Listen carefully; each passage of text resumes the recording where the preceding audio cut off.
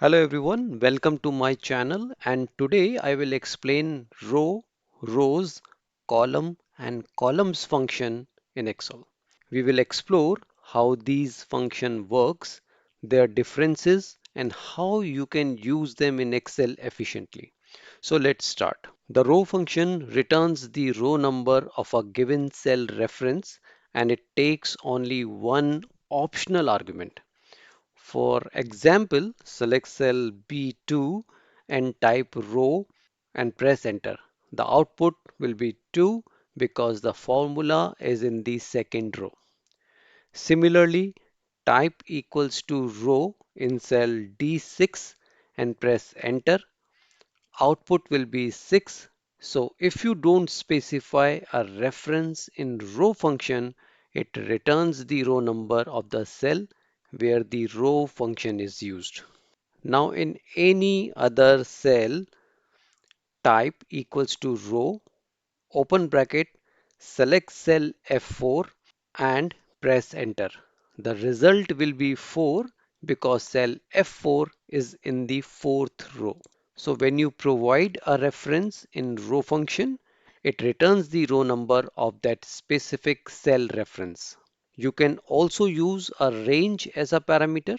In any cell, type equals to row, select cell F4 to H4 and press enter.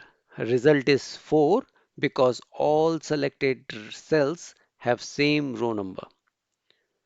But if the range is across rows and columns, for example, in any cell type equals to row, select F4 to H12 and press enter, it will return the row numbers of the cells in the selected range as a vertical array.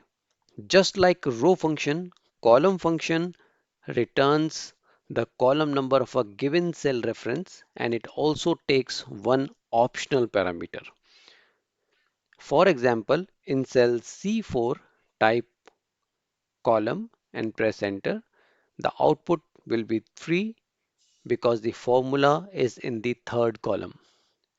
Similarly, type equals to column in cell D6 and press enter. Output will be 4. So if you don't provide a reference in column function, it returns the column number of the cell where the column function is located. Now in any cell, type equals to column and select cell F4 and press enter. The output will be 6 because cell F4 is in the sixth column.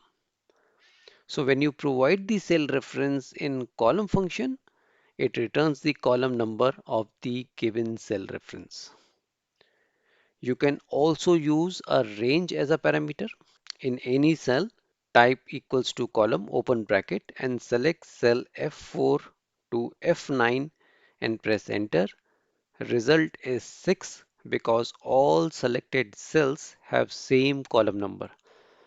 Now in any cell, type equals to column, open bracket, select cell E7 to G11, closing bracket and press enter. It will return the column numbers of the cells in the selected range as a horizontal array. The rows function returns the total number of rows in the selected range.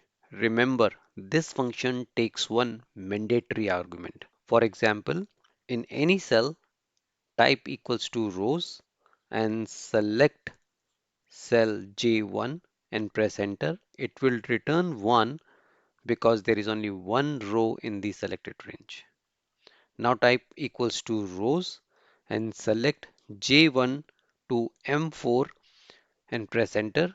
Output is 4 because there are 4 rows in the range J1 to M4. Similarly, the columns function returns the total number of columns in the selected range. For examples, type columns, select cell H11 and press enter. Result is 1 because there is only one column in the selected range. Now type equals to columns, select cell H11 to K11 and press enter. result is 4 because there are total 4 columns in the given range. So that's how you can use the rows, column and columns function in Excel. If you found this video helpful, don't forget to give it a thumbs up and share it with your friends and colleagues. Subscribe the channel and hit the bell icon so you don't miss the coming tutorials. Thanks for watching.